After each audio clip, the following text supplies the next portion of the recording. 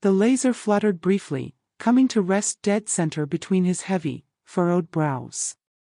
He blinked once, and in that sliver of time his arrogant smile disappeared. Behind him, her fingers trembled, barely noticeable, but I saw them. They always shake when they're unsure which side they're really on. He was putting on a pose straight out of a high school locker room cliché, chest pushed forward, veins standing out. Every inch the man who believed his muscles made him invincible. She lingered half-hidden behind his looming silhouette, as if that bulk could protect her, as if raw force could stop a bullet from 1,000 yards. "Be smart," he growled, his chest rising and falling with each heavy breath. "Walk away before I break your neck." I returned a cold, even smile. 12 years as an assassin, 9 confirmed kills. 5 more never confirmed because I never missed and the bodies were never found. That's how big men are, they fall just like anyone else, especially when they're not the real target. 3 weeks ago she murmured a name in her sleep. Someone else's name, soft and breathless, and not mine. I didn't wake her. I lay there, staring at the ceiling, letting the silence press into my ears the way settling ash does after a fire. The next morning she kissed me like nothing had happened. Coffee, small talk. Her phone buzzed on the table. A name I didn't recognize. "Who's calm?" I asked, casual. Her lips paused mid-sip. "Coworker," she said. She lied, too quick, too sharp. I didn't react. I just smiled and nodded. People imagine betrayal like thunder. It isn't. It's quieter, slower, a fuse burning unseen. She didn't even know the fire had started. I moved through the days the way I used to move through enemy compounds, calm, watchful, invisible. I pulled her car's GPS history and matched locations to timestamps. She wasn't working late.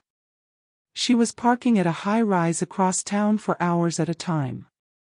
Different days, same unit number. Cameron lived there. I ran a background check through an old contact who still has pull-in intel. Cameron Reed, amateur bodybuilder. 2 assault charges dropped. Not her type. Then again, apparently I wasn't her type anymore. Next I found a toothbrush in her gym bag that wasn't hers, different bristles, scent traces of a cologne I never wore.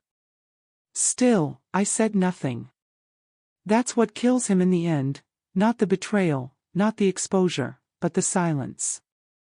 The envelope arrived at exactly 14:37 on a Thursday. I already knew what was inside. I opened it with measured, surgical care, a DNA report, my name, her name, Cameron Rhee, and a prenatal file. She was 6 weeks pregnant. We hadn't touched each other in 9. The last clear memory I have is of her moving as if weighed down by guilt. She turned off the lights like someone hiding a secret. That night I waited. Dinner on the table, her favorite wine, everything set. She came in surprised when I handed her the envelope. I watched her eyes scan the pages and saw her face fall inward. She opened her mouth, closed it again, and tears tracked down her cheeks. I didn't move or speak. Eventually she begged.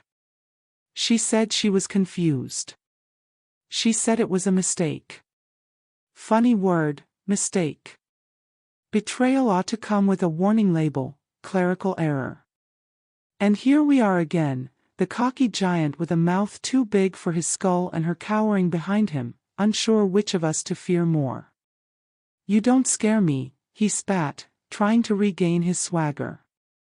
"You're just some washed up," the laser twitched, cutting him off. He fell silent. "You see that?" I said, low and cold. "That's not a threat. It's insurance."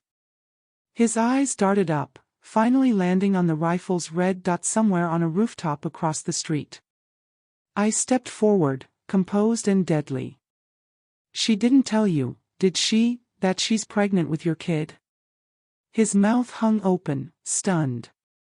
She didn't tell you because she wanted to keep pretending it was mine. Her face drained of color. I'm not here to fight, I said. I just wanted you to know who you're getting. Then I turned to her.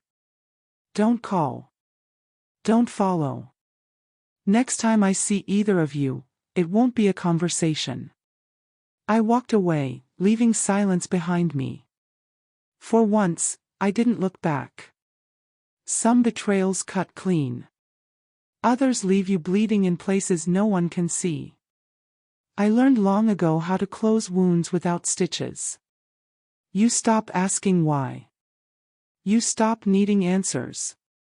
You accept that she wasn't who you thought she was, maybe she never was. And me? I was always a weapon. She only reminded me what that meant.